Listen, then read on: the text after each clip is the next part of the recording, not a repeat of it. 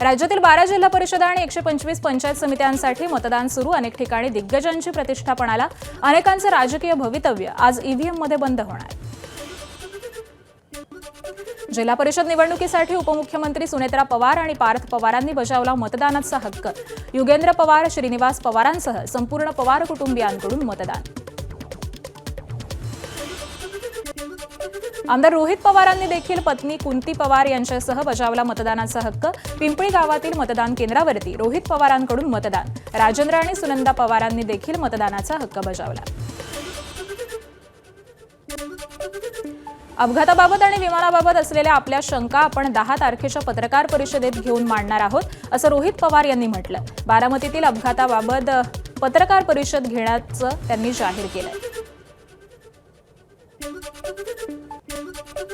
राष्ट्रवादीच्या विलिनीकरणाच्या चर्चांवर देखील रोहित पवार विस्तृत भूमिका मांडणार आहेत. त्यासाठी ते विशेष पत्रकार परिषद घेणार आहेत. रोहित पवार 12 फेब्रुवारीला मुंबईमध्ये पत्रकार परिषद घेत विलिनीकरणाबाबत काय सुरू होतं ते मांडणार आहेत.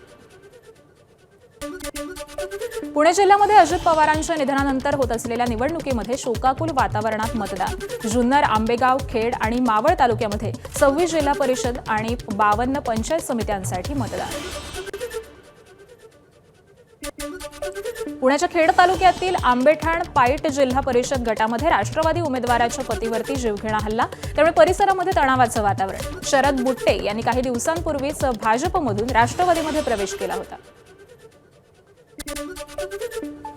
परभणीच्या राणी सावरगावमध्ये मतदानासाठी आलेल्या महंत आणि अधिकाऱ्यांमध्ये वाद. मतदानासाठी आवश्यक आयडी प्रूफ नसल्यामुळे मतदानापासून रोखलं, तर मोबाईलमध्ये आयडी असल्याचं म्हणत महंतांचा अधिकाऱ्यांशी वाद. छत्रपती संभाजीनगरमध्ये शिवसेना उमेदवाराकडून ईव्हीएमची पूजा. बजाजनगर इथल्या जिल्हा परिषदेच्या उमेदवार रत्नमारा ढमढेरे यांनी मतदान केंद्रावरती जाऊन हक्क बजावला. कराड तालुक्यातील चचेगाव इथं ईव्हीएम मशीनमध्ये बिघाड. बूथ क्रमांक 78 वरील मशीन बंद पडल्यामुळे काही काळ मतदानाचा खोळंबा झाला होता. जवळपास 1.25 तासानंतर ईव्हीएम सुरू झाल्यानंतर मतदान सुरळीत झालं.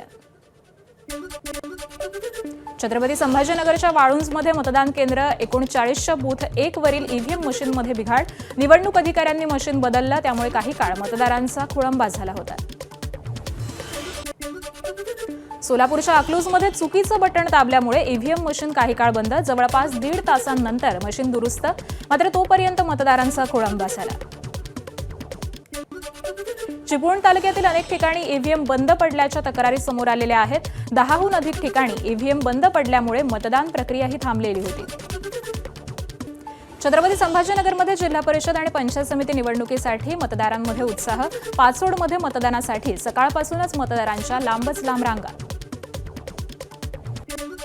अलिबागमध्ये सहाण इथल्या मतदान केंद्रावरती ईव्हीएम मध्ये बिघाड आणि त्यामुळे तासाभराहून अधिक काळ मतदारांचा खोळंबा. ईव्हीएम मधील बिघाडामुळे मतदारांकडून नाराजी व्यक्त.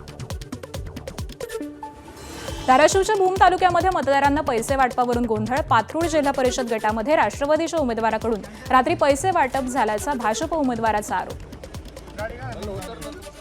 छत्रपती संभाजीनगरमधील गंगापूर तालुक्यातील नेवरगाव गटामध्ये पैसे वाटपाचा आरोप. भाजपच्या उमेदवारांनी मध्यरात्री पैसे वाटल्याचा राष्ट्रवादीच्या वाल्मिक शिरसाट यांचा आरोप आहे. सिंधुदुर्गच्या कणकवलीमध्ये 88 वर्षीय आजीनं केलं मतदान. इतरांनीही मतदानाचा हक्क बजावावा असं आजींकडून आवाहन. सोलापूरमधील अकलूजच्या यशवंतनगर आयोगाकडून महिला मतदान केंद्र तयार. मतदान केंद्रावरती सर्व महिला कर्मचारी तैनात. रांगोळ्यांच्या पायघड्या घालून मतदारांचं स्वागत. बारामती तालुक्यातील पिंपळी गावामध्ये निवडणूक आयोगाकडून पिंक मतदान केंद्र. मतदान केंद्राची पूर्ण जबाबदारी ही महिला कर्मचाऱ्यांवरती. आयोगाकडून प्रत्येक तालुक्यामध्ये एका पिंक मतदान केंद्राची उभारणी. रत्नागिरीतील खेडमध्ये जामगे इथं नववधूचं बोहल्यावरती चढण्यापूर्वी मतदान. जिल्हा परिषद आणि पंचायत समिती निवडणुकीच्या मतदानाचा जिल्ह्यामध्ये उत्साह. रत्नागिरी जिल्हा परिषद आणि 9 पंचायत समित्यांमध्ये सर्वाधिक जागांवरती 2 शिवसेनांमध्ये लढत. पालकमंत्री उदय सामंत, राज्यमंत्री योगेश कदम, आमदार किरण सामंत, आमदार शेखर निकम, भास्कर जाधव यांची प्रतिष्ठा पणाला. रायगडमध्ये भरत गोगावलेंनी सपत्नीक बजावला मतदानाचा हक्क. भरत गोगावलेंचे पुत्र विकास गोगावले यांनी देखील केलं मतदान. एबीपी माझा, उघडा डोळे बघा नीट.